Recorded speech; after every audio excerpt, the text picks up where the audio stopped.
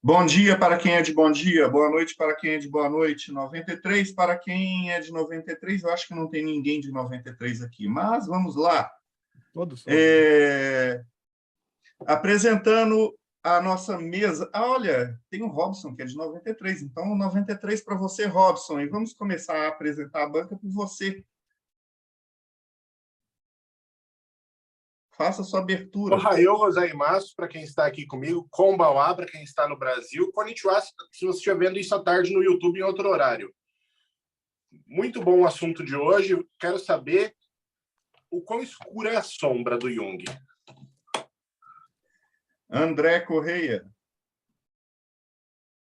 Boa noite, pessoal. Um prazer estar aqui com vocês e muito ansioso para ver esses assuntos ocultos se misturando com Jung, com tudo aquilo que ele produziu e reverbera aí pelo mundo. Vamos trocar figurinha que vai ser interessante. Boa noite. Tiago. Boa noite, galera. Eu sou de 71, mas eu também sou de 93. É um prazer estar aqui. Quero ver se a alquimia tem um pouco a ver com Jung. Vamos ver se a gente explora isso daí. Paulo. Boa noite, pessoal. Seja bem-vinda, Gabriela. E estou animado para a gente mergulhar em nosso lado sombra e, quem sabe, nós não conseguimos realizar a tão sonhada individuação hoje. E antes de apresentar o Ralph, que está nos trazendo a convidada, o tema é o que todo ocultista ama, Jung.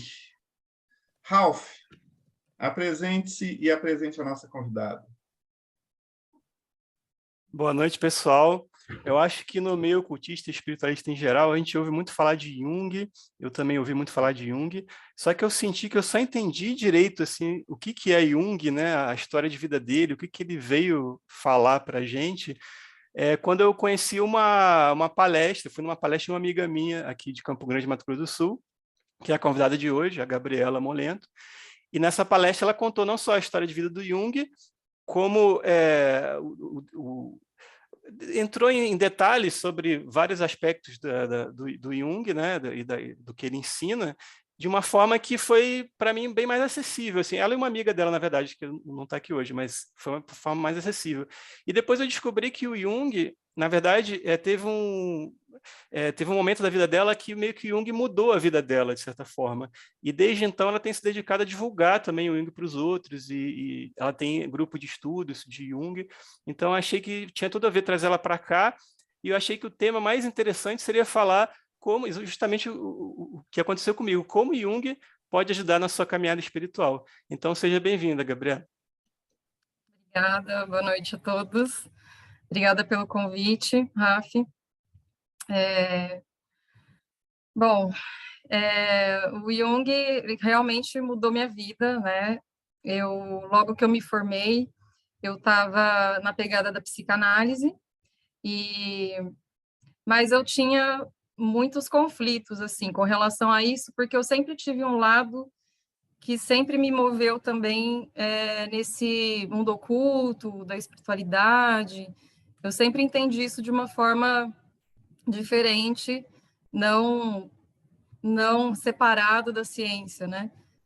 Mas acho que isso era muito mais no intuitivo do que no entendimento, do que eu adquiri depois que eu conheci Jung, até entender o que era o significado de espiritualidade, né, na nossa vida, assim. Porque hoje, para mim, espiritualidade é o autoconhecimento, né? Através do autoconhecimento, eu compreendi que é aí que eu vou acessar minha alma, é aí que eu vou acessar Deus, é aí que eu vou entender através dos meus sonhos, é através do meu corpo, do que o meu corpo fala, dos meus sintomas, das minhas neuroses. Então, para mim, isso virou a minha espiritualidade, minha religiosidade, né? Que também fui entender esse conceito de religião pelo Jung. Eu sei que não é ele que traz isso, mas foi através dele que eu fui entender, né, que religião tem a ver com essa religação, com essa conexão com a vida, com essa conexão com o nosso sentido. E então, assim, minha vida mudou muito, né? Minha perspectiva de mundo, da própria psicologia, a minha relação com os meus pacientes também. Eu fui entrar numa crise existencial quando eu fui trabalhar numa clínica psiquiátrica, né? Aí eu me deparei com a loucura mesmo, assim, no dia a dia. Era uma coisa que eu temia depois da minha formação na faculdade.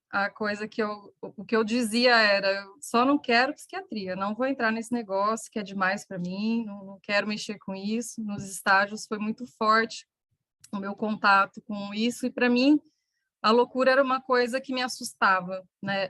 Não importa que conceito você tenha para me explicar, que se de 10 que diga, né, o que é cada patologia, que para mim é uma coisa que eu não conseguia ver sentido a pessoa enlouquecer, né? Então, esse era o meu verdadeiro medo, assim.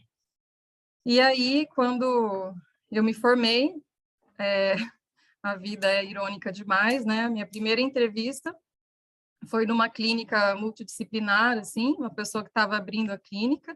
Fiquei sabendo, um colega me indicou, né, para essa pessoa.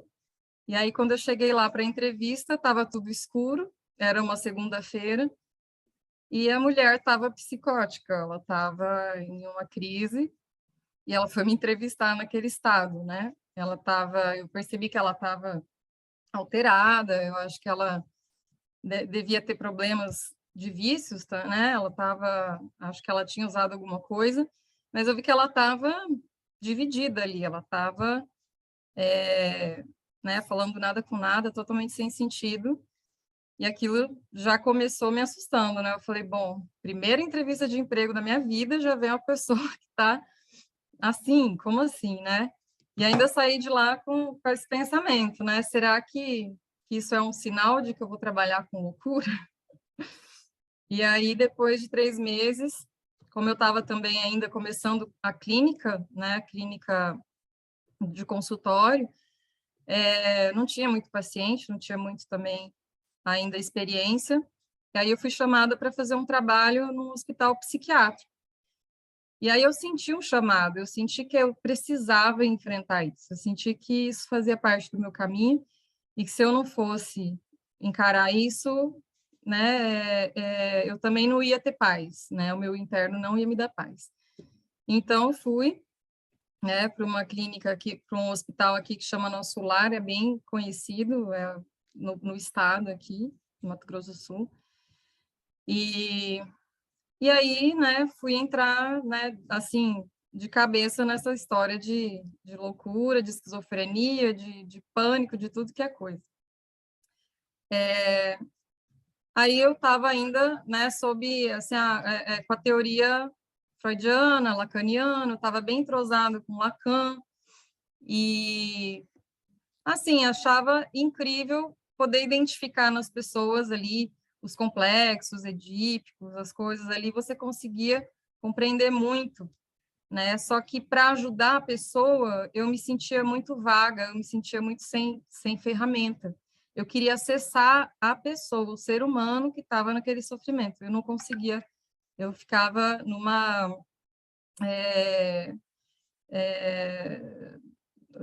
inquietação com isso, né? E aí eu fui entrando em crise, né? E eu também fui entrando em crise comigo, né? Porque tinha muita coisa que eu via lá no pessoal que eu falava, mas eu também tenho essas ideias, eu também tenho esses pensamentos, então, né? Então, assim, parece que fica muito louco tá lá, ninguém, né? Aqui todo mundo é normal, ninguém tem nada daqueles problemas, mas às vezes a pessoa me contava uns pensamentos, eu falava, gente, mas eu também já tive uns pensamentos loucos, assim, eu também sou acometida com umas coisas esquisitas, né? Porém, não me perco nisso. Só que, assim, para mim, a psicanálise estava sendo muito pouco. Isso é para mim, né? Não estou dizendo não estou desmerecendo a teoria.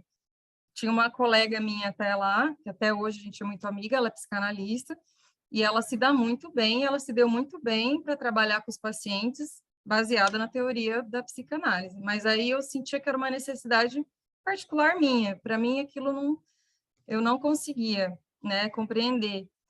E aí eu, né, pensei até em largar a psicologia, fazer alguma outra coisa, e, né, fiz esse contrato comigo, né, que caso Fiquei sabendo de um junguiano aqui, na verdade, que tinha um grupo de estudos também sobre Jung, e eu não tinha ainda me aprofundado em Jung, porque na faculdade, pelo menos aqui, naquela época, era pior ainda, não tinha muito acesso a Jung. Então, eu só tinha acessado algumas coisas, me interessava, mas eu pensava, quem sabe um dia, né? Mas ficou esquecido lá atrás. Aí eu fiquei sabendo dessa pessoa aqui que dava esse estudo. Eu falei, bom, agora é o tudo ou nada, né? Vou lá, vou conhecer esse Jung, vou me aprofundar. E se nem isso me trouxer sentido agora na minha profissão, né? Me trouxer ferramenta, eu vou mudar de profissão, né? E aí foi uma coisa incrível, porque eu fui nesse grupo de estudos, já me identifiquei de cara, né? Achei, assim, foi muito, assim, naquela paixão na hora ali, à primeira vista, né? E aí, no segundo mês, 2 meses depois, viria uma professora, né, de fora, fazer um curso de imaginação ativa, dar um curso de imaginação ativa. Eu nem sabia o que era isso, achei um nome super esquisito, mas eu falei, bom, vou fazer, né? Era um curso super caro, nem podia pagar aquele valor, mas era um dinheiro que eu tinha lá, dei tudo que eu tinha ali, falei, não, vou fazer esse negócio, porque se for isso, né, isso vai me levar, me caminhar. E aí, fui para esse curso, e aí lá foi pior ainda, né, porque aí tudo que eu conhecia sobre psicologia, eu acho que eu tô com...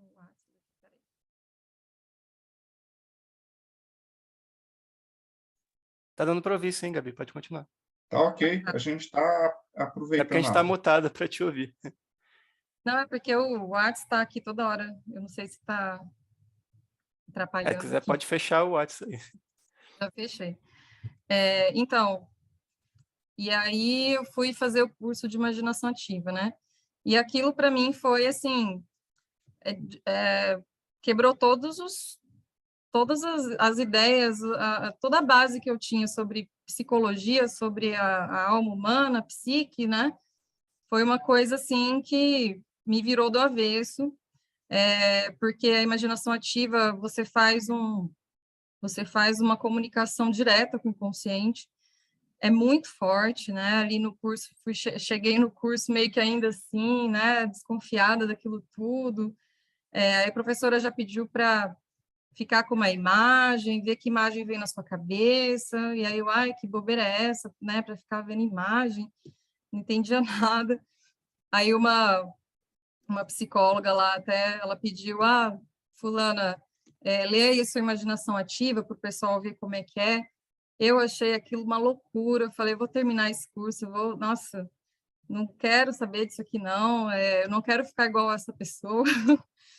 E aí, no final do curso, né, foi um fim de semana, e eram módulos divididos em finais de semana, né, meses depois teria outro encontro, mas nesse primeiro, no último dia, eu já era outra pessoa, assim, eu já estava pensando totalmente diferente.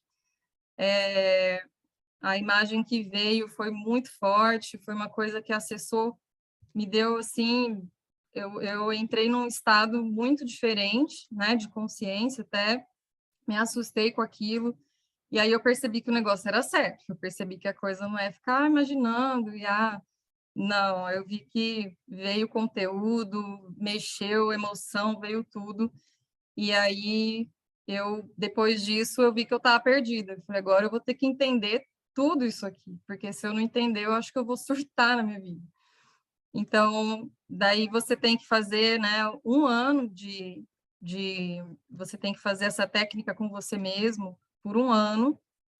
Você experimenta primeiro em você, e aí depois, quando você já está bem familiarizado com isso, quem é psicólogo, né, só quem tem a formação mesmo de clínico, você pode aplicar nos seus pacientes. E aí era uma coisa assim que me inquietou ainda mais, aí eu precisei me aprofundar mais, aí eu fiz uma pós-graduação, depois de alguns anos, né? Fiz uma pós-graduação, em Jung, o desenvolvimento da personalidade, que também foi muito forte, foi muito transformadora. Então, assim, meu contato com Jung foi direto, assim, foi de cara, assim, pau, né? Já fui para a imaginação ativa, já foi uma coisa... Eu nem entendia nada e já entrei na experiência direto, assim. Depois que eu fui começando a ler, aí eu fui entendendo, eu falei, nossa, se eu pegasse esse livro para ler sem ter tido toda a experiência no corpo, né, na vida, eu acho que eu não ia conseguir entender nem, assim, nem metade do que ele está falando. Eu só ia ver isso muito na superficialidade. Então, Jung é uma leitura, né, assim, muito intensa e que você precisa viver na alma mesmo. Não tem como você viver essa leitura sem fazer a experiência interior. Então, por isso que ela é muito transformadora mesmo.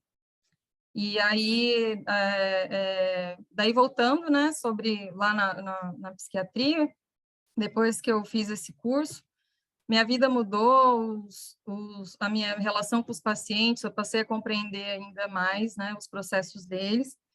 Aí eu quero contar para vocês a primeira experiência que eu tive na prática com o paciente lá no hospital, em crise, que estava numa crise aguda, e aí aquilo foi algo que me mostrou um resultado, uma transformação muito concreta, e que também me deixou embasbacada, assim, né? Então, e aí eu vou contar depois da pergunta de vocês. Isso que eu ia falar. Agora, eu acho que o Paulo e o Thiago têm 2 perguntas já. Deixa o Thiago ir primeiro, depois eu faço a minha. Eu ia pedir para a Gabriela conceituar para a gente o que é a imaginação ativa. Bom, eu vou ser bem breve, porque é bem, é bem complexo, né? Mas a imaginação ativa, o Jung, ele se baseou nas experiências do Santo Inácio de Loyola, né? Ele se baseou nos exercícios espirituais, né, dele, do Inácio de Loyola, na alquimia. Ele se baseou nas meditações até dos hindus, né?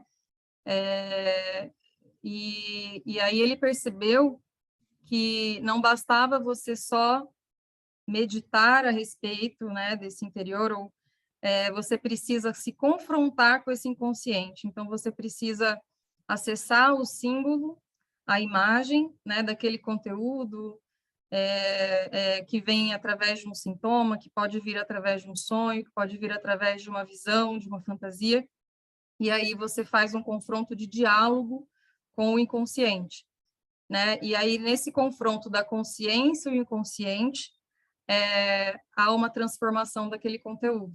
Então, você vai diretamente, né, você movimenta muita energia através desse diálogo, e aí isso traz um terceiro elemento, que é a mudança do sintoma e da sua perspectiva de vida.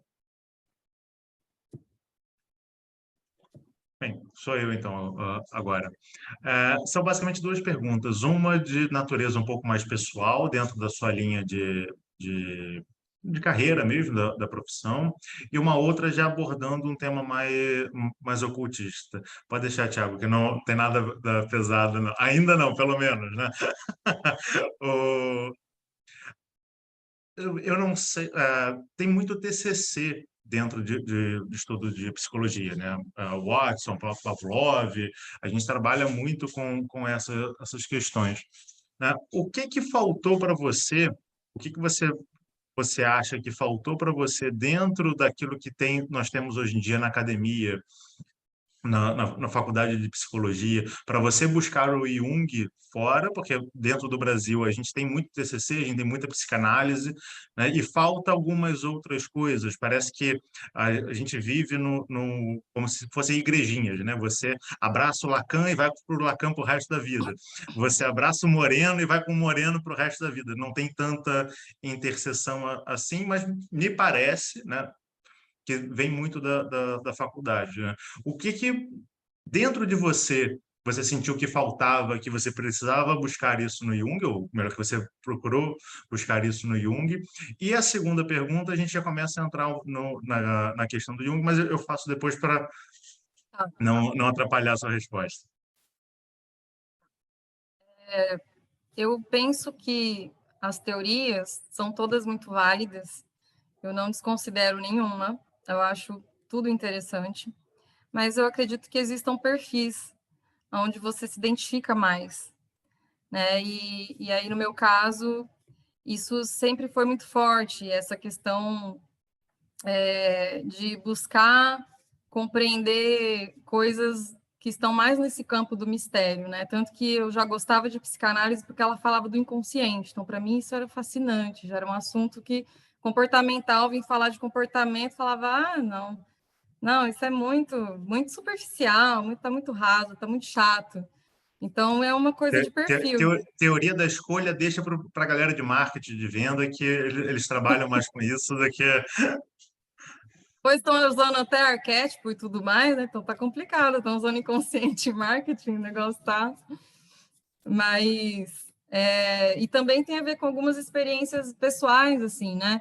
Quando eu era mais nova, eu tive minha primeira crise existencial, assim, própria, mais interna minha, foi com os meus 18 anos, assim, né? Foi quando eu entendi que eu era um indivíduo e que eu era sozinha e que foi uma solidão intensa. E aí eu entrei em muita crise, eu tive, né, saí de casa também nessa fase, então eu tive pânico, eu tive um monte de coisa. Eu ia na minha psicóloga, que era lacaniana, né? Eu pensava, gente, por que ela não me manda internar logo? Por que ela só fica me ouvindo, fazendo pergunta? Porque eu estou enlouquecendo, né? E, assim, me ajudou e me segurou muito a psicanálise.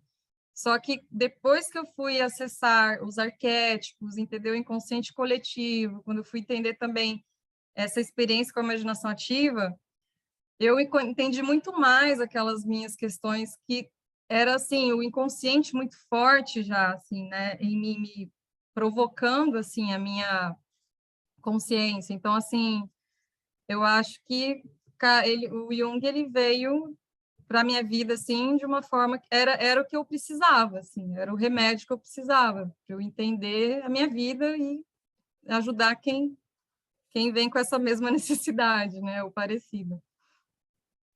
Perfeito.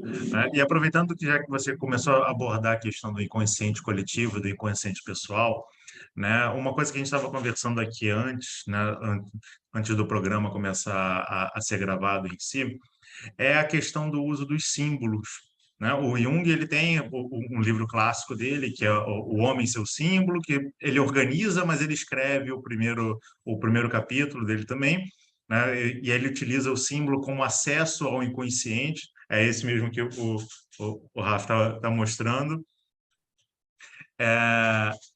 E fazendo um paralelo, por exemplo, o Eliphas Levi ele estabelece que a gente tem determinados símbolos que eles são universais, e aí se a gente for levar para o lado do Jung, eles estão acessando o inconsciente coletivo, né? A gente vai ter o pentagrama apontando para cima, é uma coisa divina, uma coisa sagrada, mas se a ponta principal do pentagrama está para baixo, ele vai comentar que é uma coisa mais profana.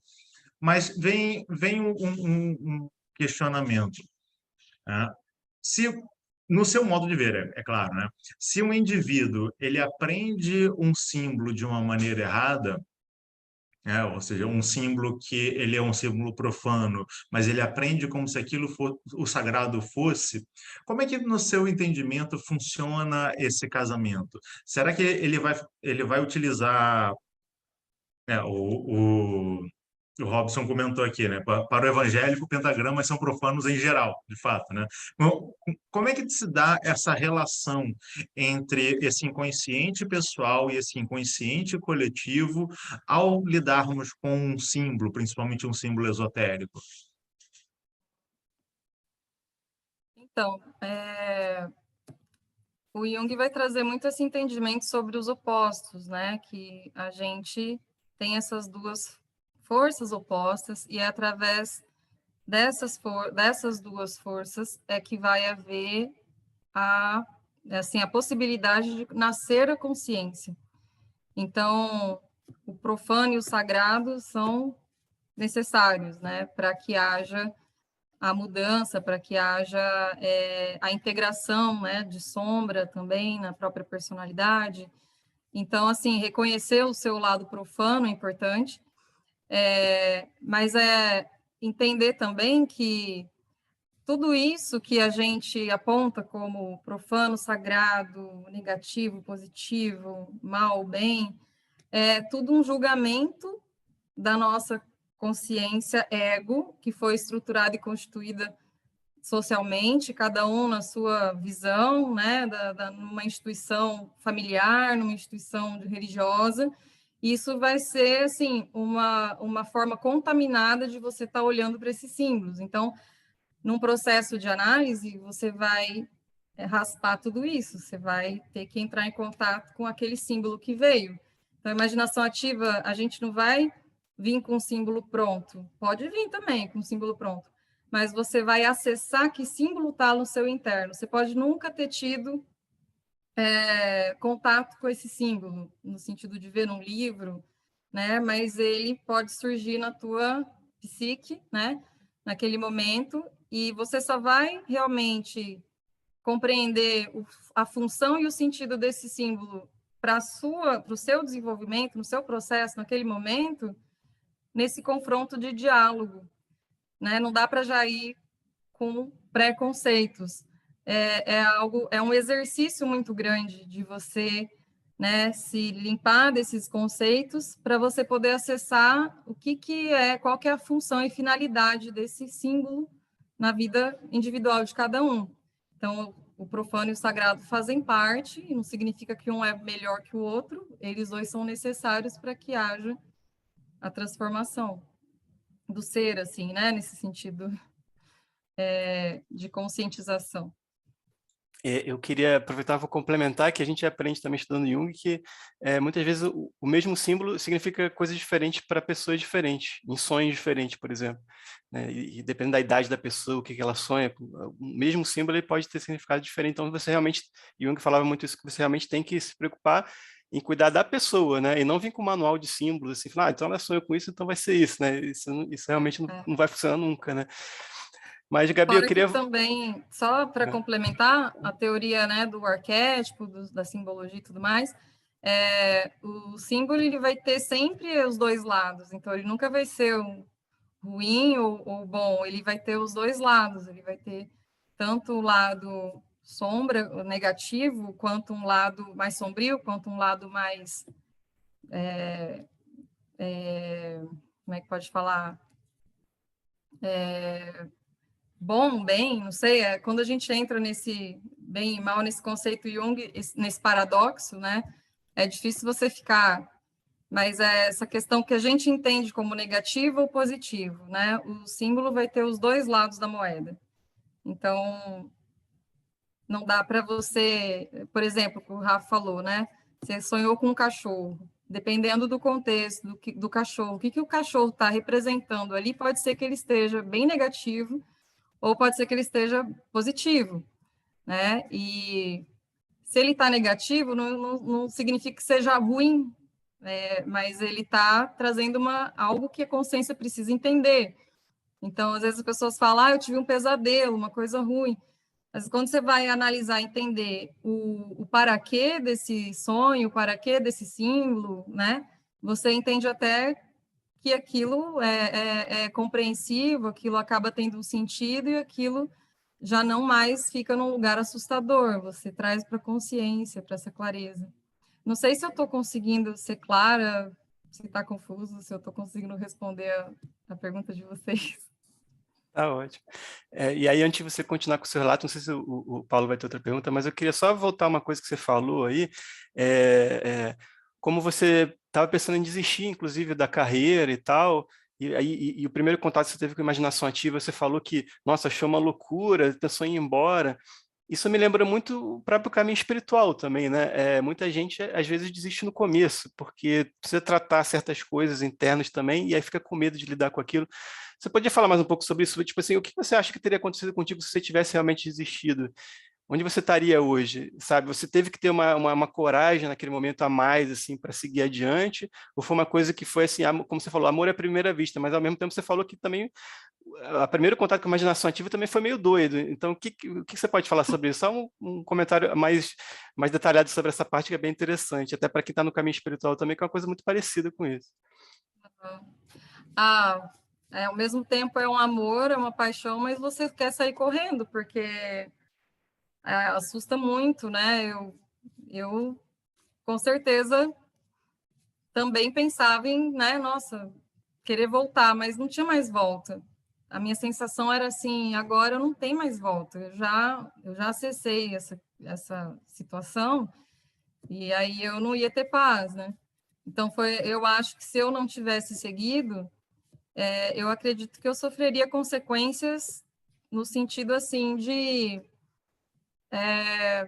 hoje tudo que isso me trouxe de compreensão, tudo que me trouxe em todos os sentidos na minha vida, assim, tanto financeira quanto emocional, eu acredito que eu ia ficar lá naquela inconsciência, né, num lugar bem miserável, porque assim o estado interno que eu me encontrava, né, falando simbolicamente, era um estado, né, assim, quando você acessa a sua alma pela primeira vez, não vai estar legal.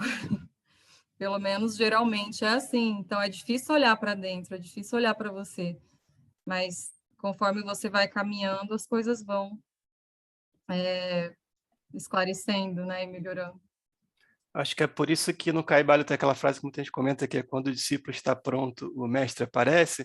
Acho que diz muito sobre isso. Acho que a gente não deve também forçar uma pessoa que não está pronta a entrar no caminho espiritual, porque não é uma coisa fácil, é uma coisa simples. E realmente, às vezes, a ignorância da pessoa é a proteção dela. A gente não tem esse direito, às vezes, de mexer com o livre-arbítrio dos outros e achando que vai estar ajudando, às vezes uma pessoa pode não estar pronta e aí ela não consegue seguir adiante e fica perdida no meio do caminho. Já acessou alguma coisa ali e depois não sabe para onde vai, porque não consegue mais ir para frente, tem medo, mas também não pode mais voltar atrás, porque já viu aquilo que não entende, não compreende e não vai conseguir compreender. Então a gente tem que tomar muito cuidado com isso. E só para complementar o que o Ralf está falando, acho que é importante, mais em termos mais esotéricos, às vezes o cara precisa afundar, né? Às vezes ele está no caminho ainda do nadir para depois ele começar a subir. Se a gente tentar puxar ele para cima antes dele afundar, ele não vai ter nem motivação para continuar. Tem galera que a evolução é o para baixo. Mas e faz sentido, porque a evolução, pelo menos a ideia que a gente entende, a evolução ali, né, na psicologia analítica é justamente você ir lá nas profundidades, nas raízes, para que o Jung traz essa analogia com a árvore, né? Você tem que, quanto mais fundo você vai nas raízes, mais você cresce. Então, o desenvolvimento está muito associado a esse ir lá no fundo mesmo. Em alguns momentos, eu acredito que a confrontação talvez seja interessante, em outros não. Tem hora que a fuga é necessária. Protege. É justamente aquilo, né? Você não pode buscar a luz olhando para ela, senão você vai acabar se cegando, que é a frase do Jung. Você tem que estar de costas para ela te proteger, e você caminha em direção às suas sombras, que à medida que você caminha em direção às suas sombras, você leva a luz para a escuridão e você traz a consciência para aquilo que é inconsciente.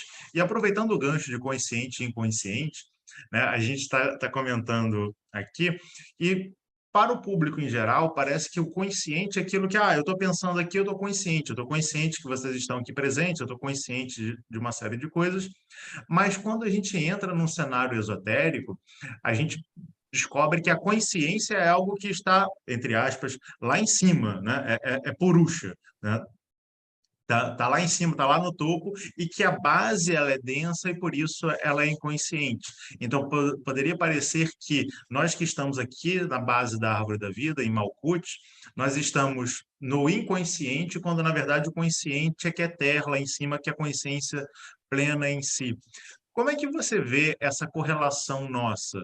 Porque nós temos um certo grau de consciência aqui onde nós estamos, mas a gente não tem uma consciência plena, porque nós somos influenciados por uma série de coisas dentro da gente, seja o famigerado TCC, que vai trazer algumas coisas de comportamento, a gente vai encontrar as pulsões do Freud, a gente vai encontrar uma série de coisas que a gente não presta atenção, mas que nos influenciam.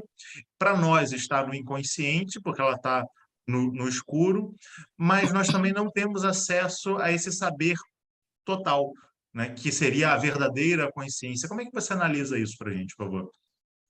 E aproveitando, Gabi, uma pergunta de leigo, o que é TCC? Porque acho que muita gente não deve saber. Como eu não sei também, vou perguntar aqui, falei. É teoria do comportamento, teoria cognitiva comportamental. Então, eu vou trazer o que o Jung fala, né? E eu acho que faz muito sentido. A forma que o Jung entende isso, né, da consciência, é que, assim, nós somos mesmo essa totalidade, né?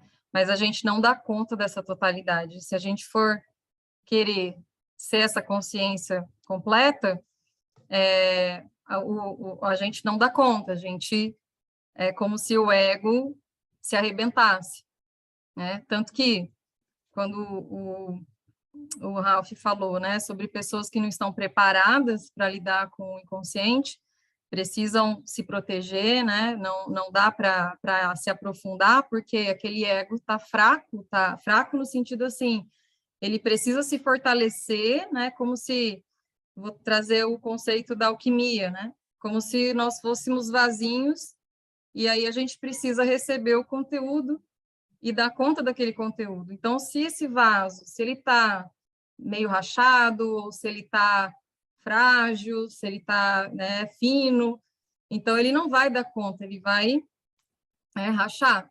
Então, precisa se trabalhar esse vaso que vai receber o conteúdo do inconsciente. Então, se a gente for pensar, né, nesse caminho da individuação, ele é justamente você assimilar essa totalidade aos poucos. Então, não tem como você beber o mar, você não vai tomar o mar. Você vai ter que pegar, né, um copo, aí você consegue tomar. Então, assim, vai ser de acordo com o que você dá conta. E conforme você vai assimilando esses aspectos, né, do seu inconsciente, dessa totalidade, você vai ampliando essa consciência. Então, essa consciência ela vai passando por um processo de ampliação gradativo, né?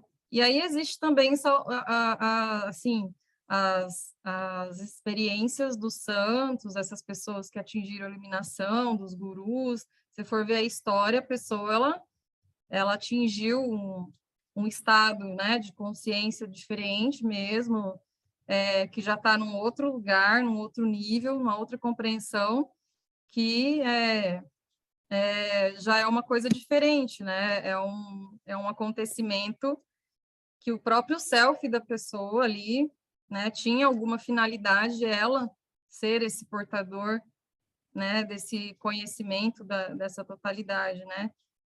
Seria atingir essa individuação, né? Quando você chega nesse estado.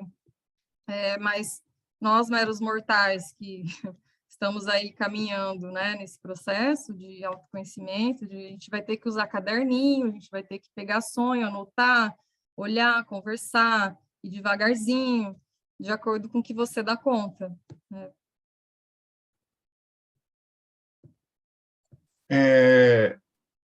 Assim, pode ser que alguém venha ver esse vídeo e não esteja muito familiarizado com Jung, ou seja, aquele ocultista que fica repetindo frase e não tem lá muita ideia.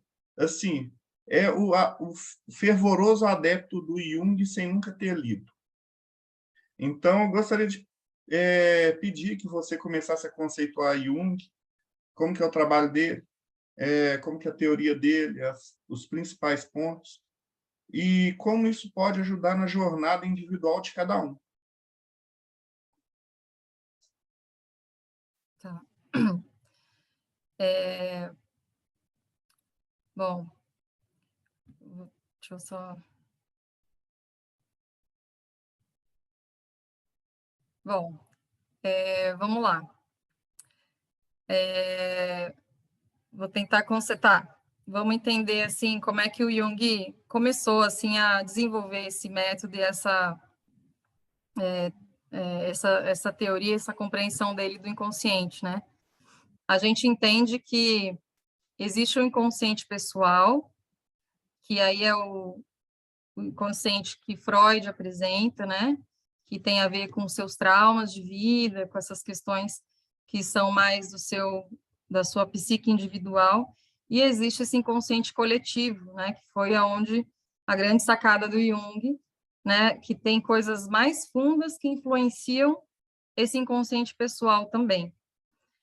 Então, é muito importante você desenvolver esse autoconhecimento, né? Trabalhar essa psique, porque a alma, a psique, né? Significa alma, ela faz essa intermediação entre o mundo material, né? E o mundo espiritual, se a gente for entender.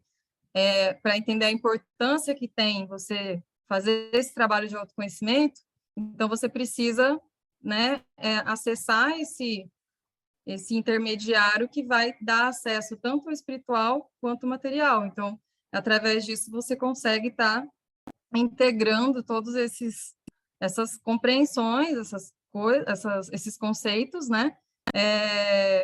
Só que isso tem que ser na psicologia analítica, a gente entende que isso precisa ser vivido empiricamente na sua vida. Não adianta você ficar falando sobre positividade, sobre gratidão, essas coisas todas, né? E trazendo outras questões, fundamentos super filosóficos e super profundos, se você não tiver vivido aquilo na sua vida, se você não tiver vivido isso na pele. Então, né, você não vai estar trazendo alma junto com o que você está querendo transmitir. Saindo um pouco de teoria de Jung e trazendo uma reflexão sobre isso, o quanto que isso faz diferença, né, você percebe que quando uma pessoa que tem uma propriedade daquilo que ela viveu, né, transmite para outra aquele conhecimento, aquilo realmente muda o olhar da pessoa. Agora, quando a pessoa só está falando pelo racional, pelo intelecto, aquilo é interessante, só que aquilo não toca, né? Então, assim, tocando nesse lugar, assim, mais da alma que você vai realmente ter uma mudança na sua vida e uma mudança, e contribuir com uma mudança no social. Posso ilustrar só isso que você acabou de falar? Dando aula, eu passei por algumas fases assim bem perturbadas. Acabei tendo que usar psiquiatra, remédios, etc. Eu passei pela depressão. E depois de passado tudo, saído desse processo, passado por esse processo, eu comecei a entender que quando eu via um colega de trabalho passando por isso, era muito mais fácil eu falar com ele, tendo eu já passado por isso, do que se eu não tivesse passado por isso. Seria nesse caso que você está falando? Você passou pela experiência e você consegue conectar com o outro? Sim, sim, de uma forma bem clara, isso ficou assim. Não que você vai saber, né, como é que o outro está vivendo isso, porque a gente não acessa o outro, a gente só sabe da nossa experiência. Mas você já tendo passado, né, você já tem assim uma compreensão viva do que a pessoa está vivendo, e você, assim, sabendo que você viveu, você consegue entender também que existe essa particularidade, né? Você consegue ter essa consciência que, assim, geralmente, quando você não viveu, você não vai ter, né? Você vai, mas por que você está sentindo assim, né? O que tem? Qual que é o problema? Assim, continuando esse exemplo que você está dando, né? Bom, daí, continuando essa questão, assim, do Jung, né, teórica, então, a importância da psique é justamente através do autoconhecimento que você vai acessar Deus. Esse é o entendimento que o Jung traz. Assim. O self, né, ele é esse mistério, ele é esse eu misterioso, esse outro que existe dentro de você, e você só vai conseguir acessar se você olhar para você, se você olhar para o que o seu corpo está falando, se você olhar para o que os seus sonhos estão falando, se você entender e compreender o processo da sua vida, né? Então, através disso, você vai acessar essa parte mais profunda da vida. Se você está só na teoria, ou, né, dessa forma que a gente acabou de representar, você não está conectado com aquilo, essencialmente. Você só está falando daquilo. Pode falar, pessoal. Fala, André. Gabriela, você falando sobre tudo isso, eu acho muito legal. E quando você fala ali, né, de você mergulhar em você, quando você consegue fazer esse mergulho, é quando você experimenta Deus, né? Eu gosto de pensar Deus como uma das emoções mais complexas que a gente consegue alcançar, porque você não consegue nem expressar em palavras. Apesar de que, né, eu brinco, eu falo, pede para alguém explicar para você em palavras o que é amor sem usar adjetivos.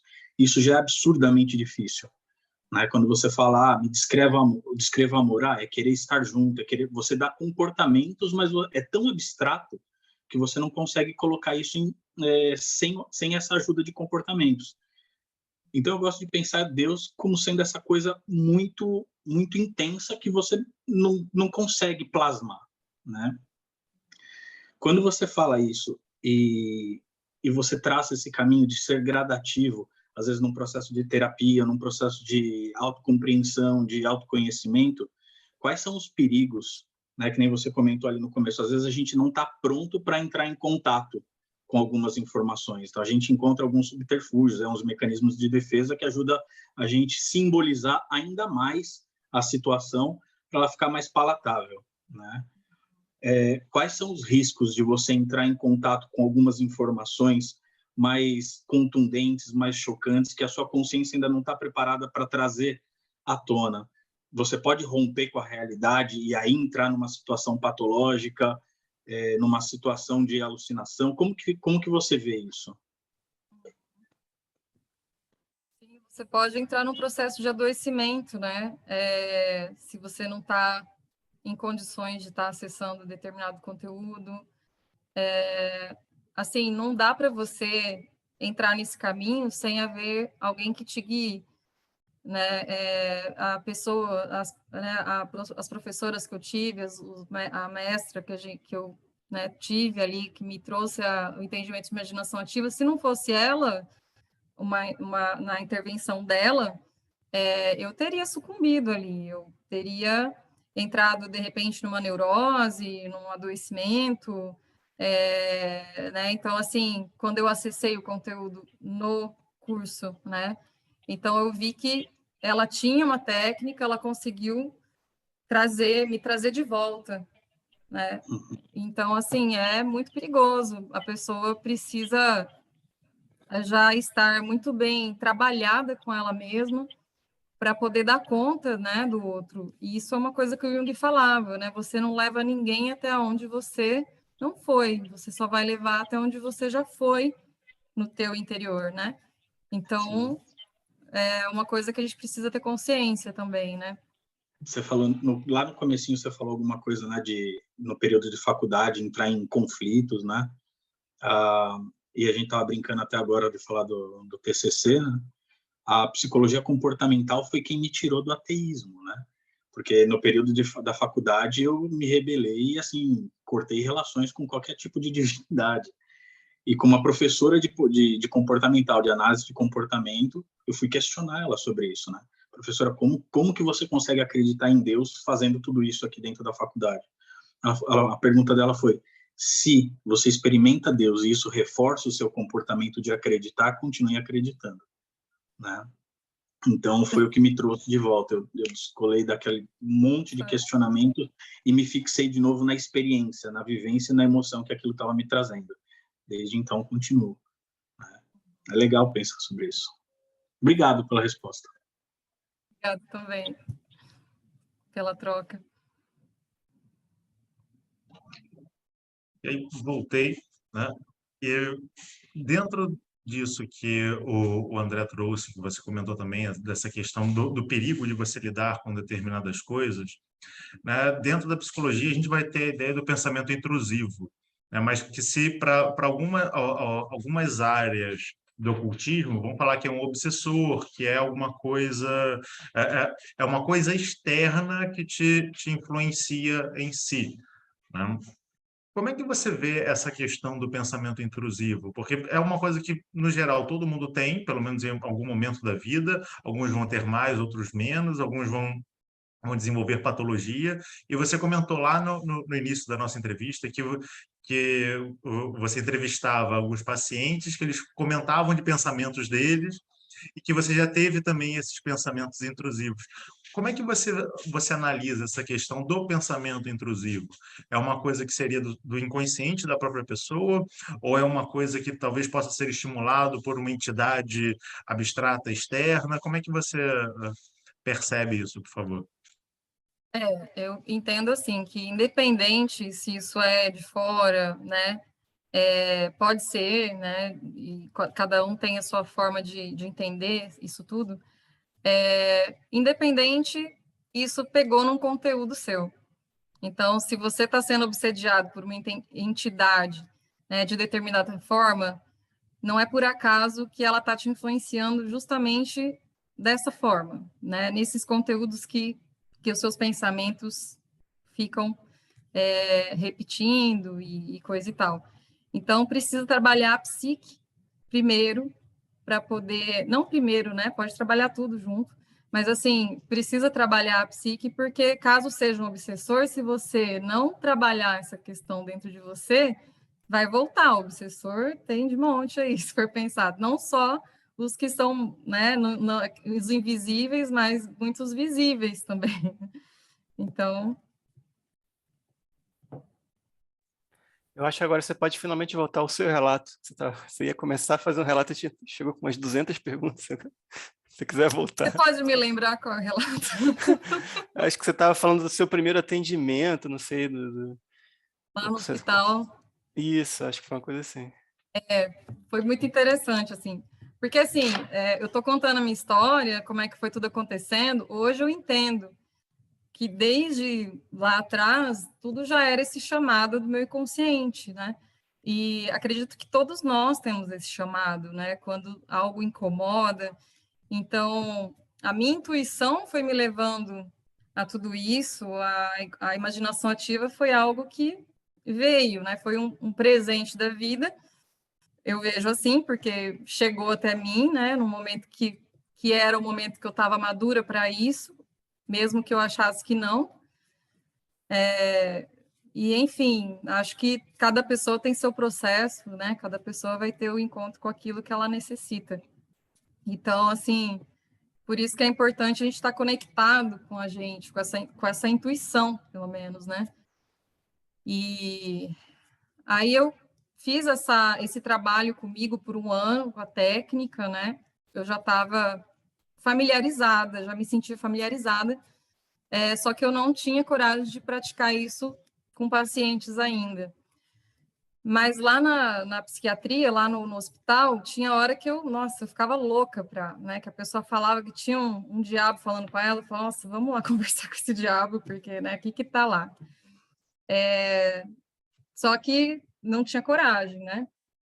Aí teve uma situação que aconteceu, eu estava fazendo atendimento normal lá na salinha, e aí, de repente, chegou a enfermeira, e é assim, o hospital psiquiátrico é assim, o paciente está em surto, já deram tudo que era remédio, não está segurando a crise, nada, o psiquiatra fala, vai para terapia, manda para psicóloga. Aí chega o paciente todo desorganizado, você tenta ajudar, você tenta, mas a pessoa, ela está insana, ela não dá, né, para trabalhar. racionalmente ali. Então, a gente ficava muito assim, às vezes você chegava a um ponto que você não tinha muito o que fazer, esgotava as ferramentas. E aí, essa paciente veio, né, falou, olha, mandou vir falar com você, eu já estou ouvindo vozes, eu tô segurando, eu tô com medo disso aqui me tomar, porque quando acontece, eu saio de mim e eu faço coisa que eu não gosto. E aí ela começou a olhar para o meu brinco, era um brinco assim, ela falava assim, tá mandando eu puxar seu brinco, eu não quero puxar seu brinco, eu não quero fazer brinco. E eu naquele cagaço, assim. Só que aí na hora ali eu falei, não, eu vou fazer esse negócio, vamos fazer essa imaginação ativa. E aí eu comecei a perguntar, né, que voz é essa, o que estava falando, se isso fosse algo, alguém, se tivesse uma imagem, como é que ela poderia ser. Fui começando a ajudar ela a trazer essa introspecção, né? Fazer essa introspecção e trazer o símbolo que está ali, né? E aí veio um demonião, assim, né? E aí uma coisa feia lá, ela contando, demônio, não sei o quê. E aí, tá, vamos lá, então, desde quando que ele está aí, o que ele quer, e tentava diálogo com essa imaginação, com essa imagem, e não tinha acordo, e não queria saber, que queria destruir ela, queria destruir tudo. E aí, fui direcionando as perguntas lá com ela, né? E aí, conforme a gente foi conversando com ele, e a imagem ela vai passando por uma mudança. Então, ele foi, assim, se humanizando. Então, quando vai acontecendo essa mudança, ela foi se sentindo mais calma também. Ele já não está mais tão assustador, ela falava, né? Mas ele ainda quer que eu faça coisa ruim, não sei o quê. E vai. E aí ela saiu dali, ela falou que ela já estava se sentindo bem, ela saiu, e eu dei graças a Deus ela ter já ido. Dali a pouco ela volta e a coisa volta. Angústia, ele está aqui, não quer ir embora, não sei o quê. E continuamos conversando com ele ali. Aí ela vai embora de novo, e aí ela volta de novo. Eu falei, meu Deus, não dá, eu quero ir embora, chega.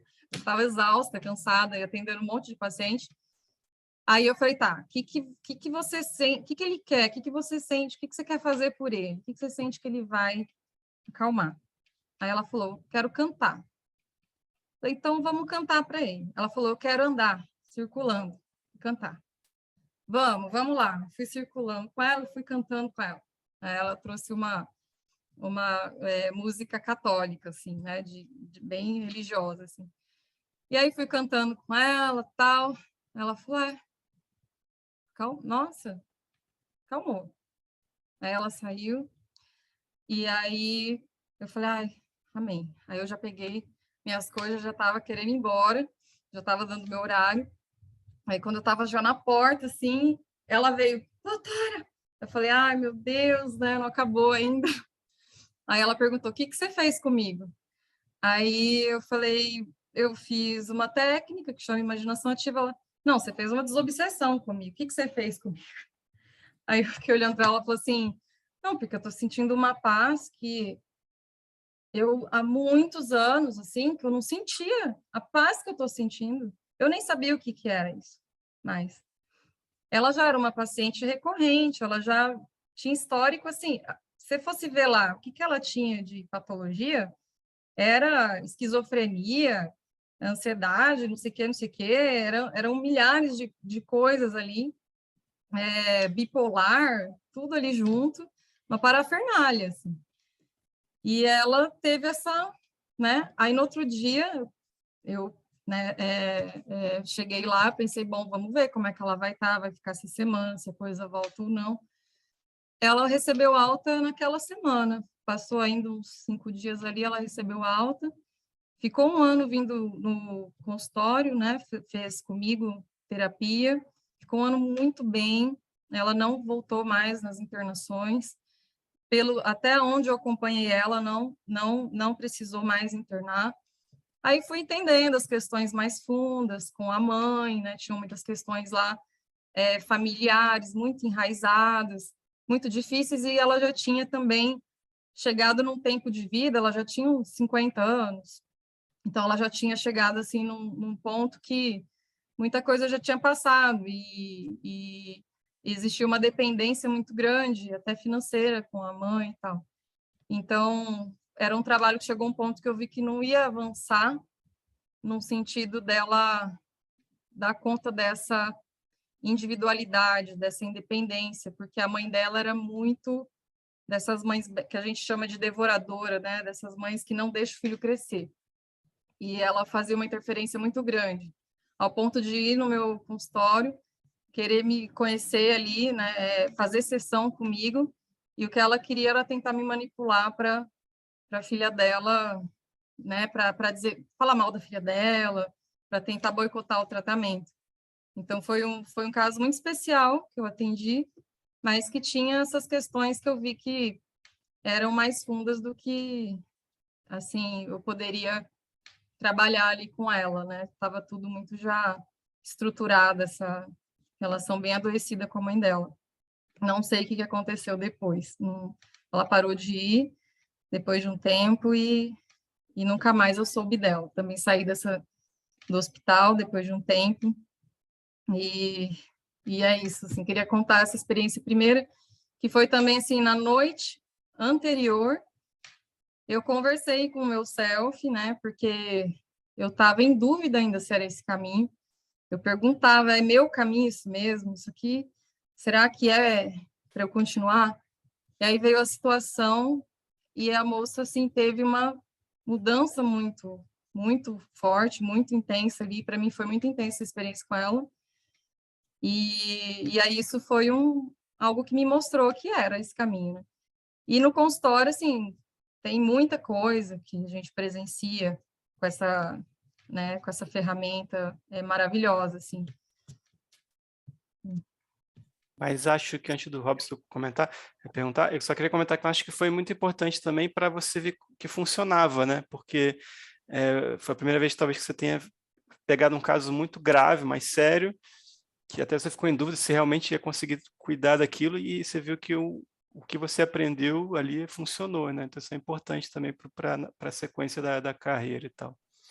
Foi algo que eu vi que funcionou comigo, só que quando é sempre com a gente, é difícil você, por mais que você, né, parece que quando você vê acontecer lá com o outro, a maneira que foi tudo, parece que isso se torna muito mais real ainda, assim, né? O Robson...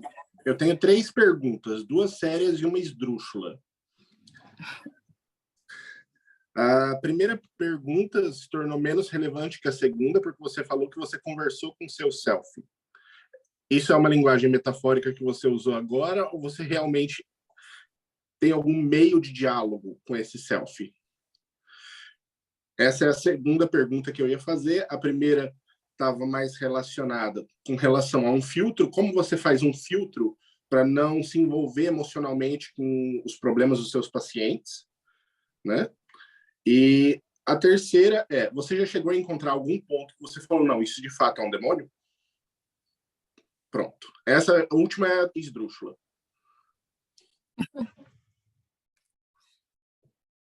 Achei legal a última. Porque conforme você vai entendendo também, assim, você tem um conceito do que é demônio, mas conforme você vai compreendendo a função que ele tem, né, para o desenvolvimento da consciência, nesse trabalho, nesse processo de individuação, ele é muito importante, ele estar na tua vida. E aí você compreende, né, de uma forma mais... faz mais sentido, né? E ele tem uma função importante até para a nossa sobrevivência, né, de compreender esses opostos, né? Sem ele, o processo não avança, né? Sem as provocações do seu, né, demônio aí interior, o seu processo não vai para frente. Brevemente falando também disso, né? Que é uma coisa bem mais profunda. sobre conversar com o meu self. O self é um conceito que o Jung dá para falar sobre o eu, né? Esse eu verdadeiro, esse centro interior, que você pode chamar de Deus, você pode chamar isso de divino, você pode chamar do que você quiser. Eu, muitas vezes, me refiro a ele como self, ou como meu eu essencial, e, né, através também de imaginações ativas, é um modo de eu me comunicar.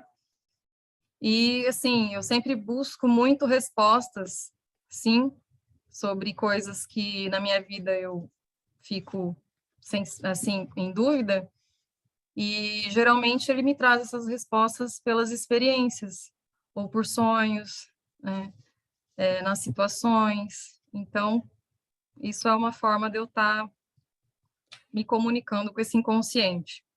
Ainda nesse ponto, você acha que esse eu superior, esse self, ele te ajuda a você conhecer melhor o seu caminho e aquilo que você realmente quer para você, a sua verdadeira vontade? Na verdade, a maneira que eu levo isso é ele mesmo que sabe. Eu vou descobrindo através dele. Às vezes eu quero passar na frente dele, mas eu já tenho me educado com relação a isso. É bem essa relação do ego, né, e self, da consciência e do inconsciente. É você começar a entender que há uma relação com a vida, que há uma relação, há um diálogo. Então, precisa haver uma parceria com isso, né, para você poder se desenvolver. Se não haver essa parceria, isso não vai muito longe. Aí, sobre os pacientes, né, como é que eu faço essa... Isso é uma coisa que, com o tempo, eu já estou há 8 anos na clínica, então, com a experiência mesmo, você vai aprendendo a lidar com isso, e principalmente com o autoconhecimento. Então, eu faço análise, né, desde que eu entrei na faculdade eu faço análise, e coisas que eu estou aqui trabalhando com paciente, tem conteúdo médico meu, então eu já tenho que ir lá numa supervisão, na minha psicóloga, para trabalhar isso, já preciso anotar.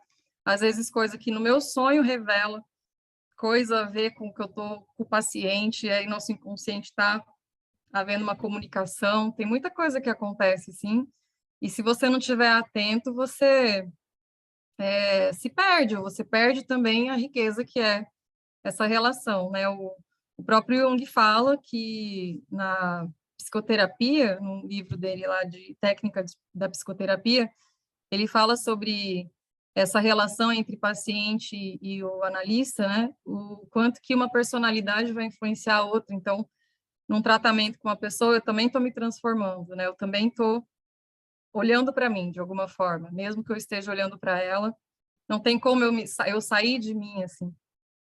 Então, uma forma até que eu vejo muito humana que o Jung traz, né? Você não vai... ele gostava até de trabalhar com os pacientes, deixava a luz bem na cara dele, assim, da luz do sol na janela, assim, para o paciente ver as expressões que ele fazia quando ele contava alguma coisa.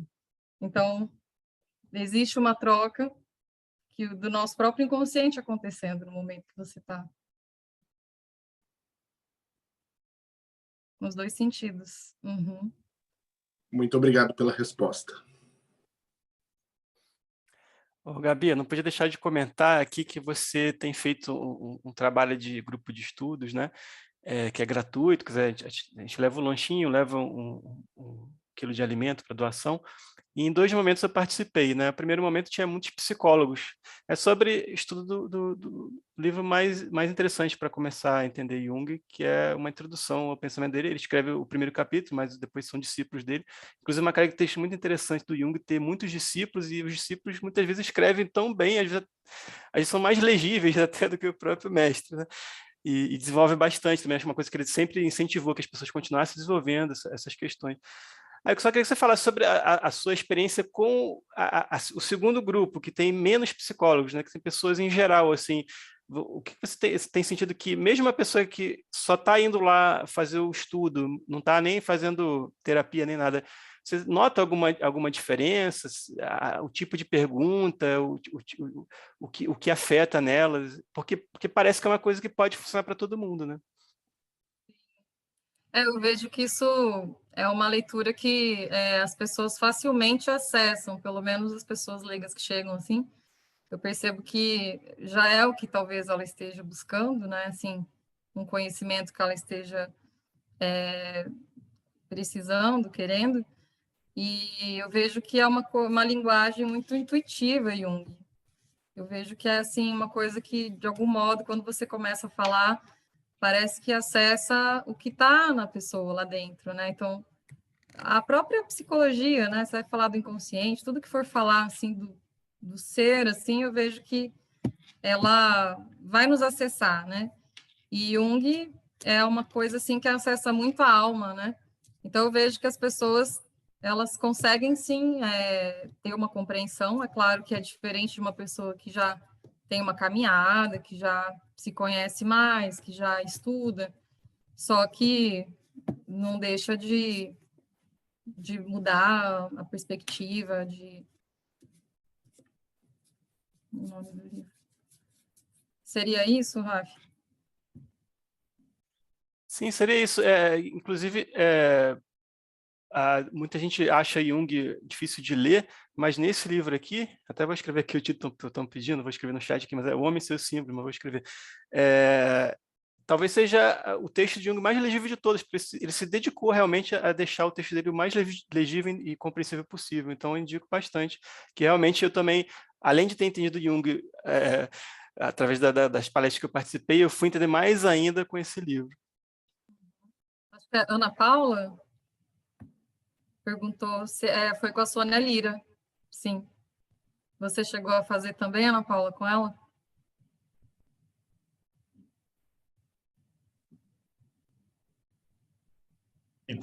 Enquanto a Ana Paula responde no chat, né, aproveitar a dica do Raf, né, porque, por exemplo, quando a gente vai estudar o Freud, ele é muito didático. Né? Ele é aquele cara que, quando ele muda uma coisa, lá na frente, eu já não acredito mais naquilo. Ele ia lá e corrigia todos os livros dele do passado. O Jung não é assim. O Jung, ele vai soltando as coisas, ele vai mudando o pensamento, e você que faça, tipo aquele meme da conspiração, tem que ligar os pontos para descobrir qual é o que está funcionando em si. Né? O Raf, ele sugeriu um livro para a gente, mas eu gostaria de saber qual que você sugere para aquele que quer começar a estudar um pouco mais de Jung e sair disso. Eu ouvi falarem de Jung, ouvi uma frase na internet e já se acha ou junguiano. Para quem quer começar a estudar de verdade, qual livro que você recomenda para ter um primeiro contato com o pensamento do professor Jung? Olha, eu indico esse mesmo que o Raf passou, porque ali assim é o modo mais assim acessível que ele está transmitindo. Eu acho muito legal também ler a vida dele, a história dele, a biografia, porque aí você também vai acessar ali a vida dele, a história dele, como é que ele foi chegando nesse entendimento, nesses conceitos. Só que eu já vejo como um livro mais pesado para quem quer começar Jung, porque ele vai trazer, assim, o inconsciente dele ali, né? Então, às vezes, quando você não está familiarizado, você pode achar tudo muito estranho. Então, é melhor começar ali no Homens e Seus Símbolos, que vai trazer todos os conceitos, esses outros autores que vão trazer também de uma forma até mais fácil algumas coisas para entender. A leitura do Jung é muito densa, assim, é muita informação, muita coisa que ele vai trazendo mesmo. Só que eu até esses dias brinquei com a minha psicóloga, né? Parece que eu pego, assim, às vezes eu pego Jung, um livro aqui da obra e começo ali por acaso a ler.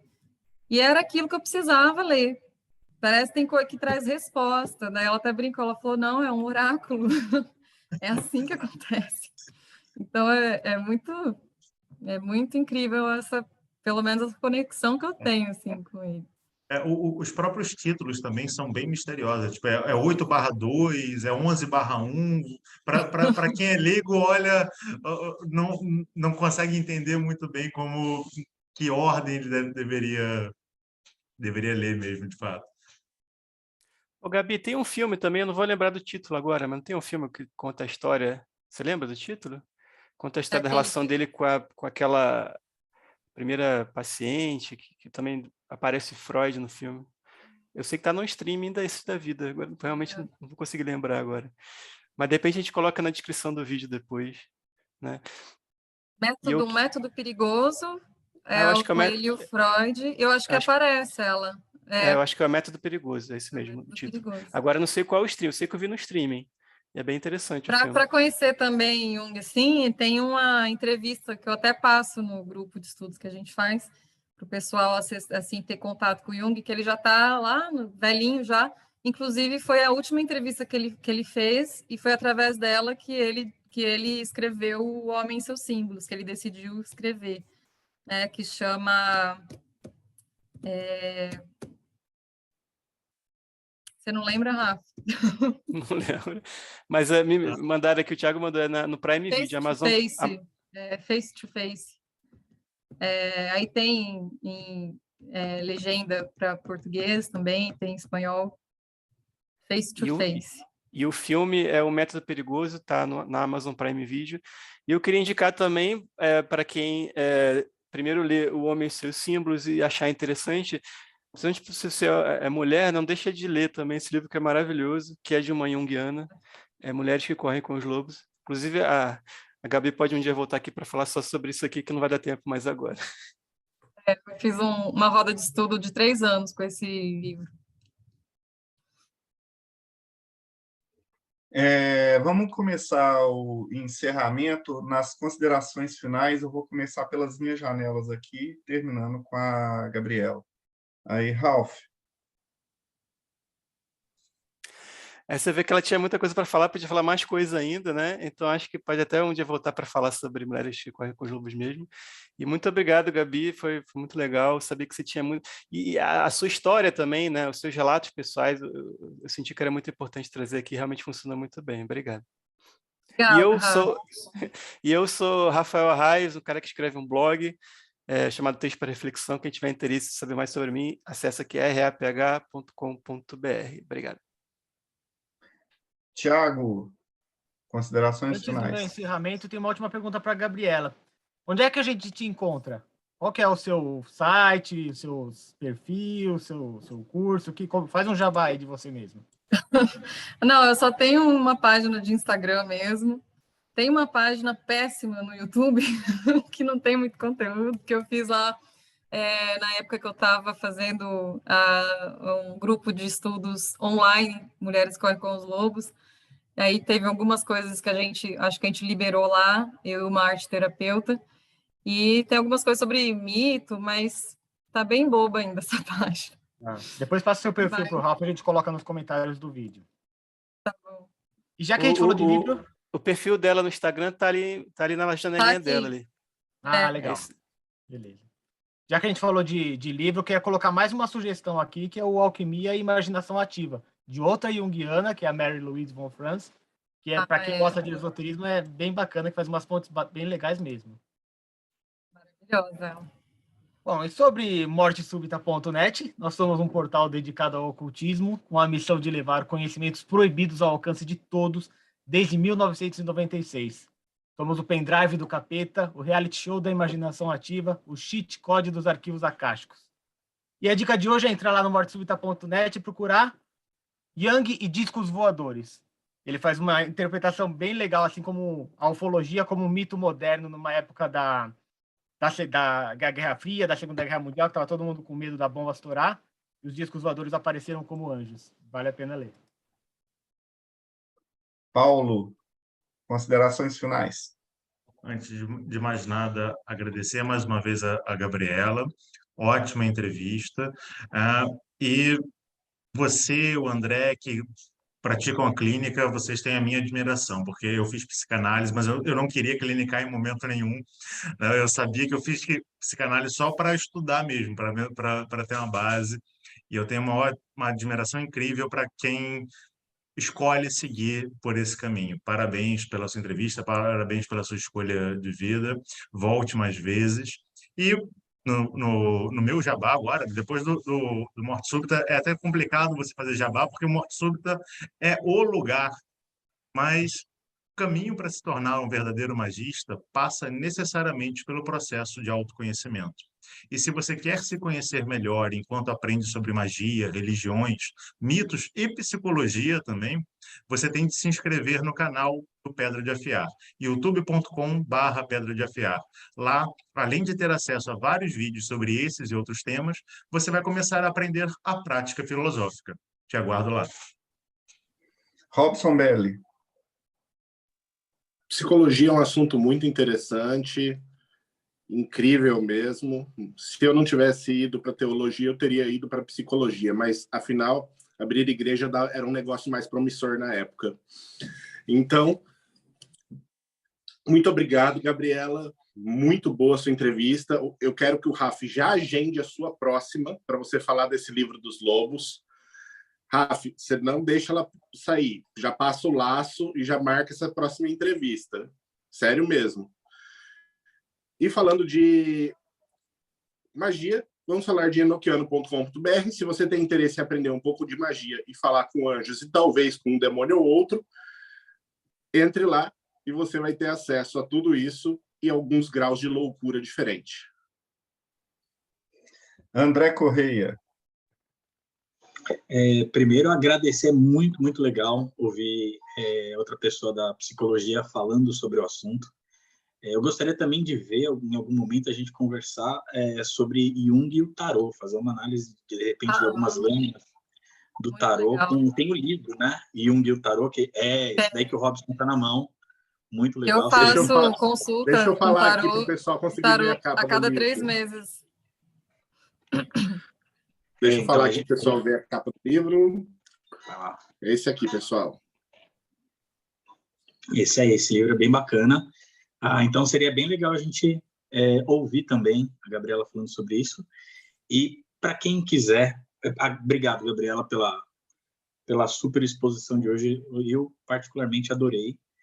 E, para quem quer conversar um pouquinho sobre bruxaria, sobre paganismo e assuntos que permeiam esse meio, toda segunda-feira, às 21 horas, no canal Conexão Pagã, no YouTube, a gente tá, eu e a Vanessa Lanaro, trocando figurinha com convidados, com bastante gente.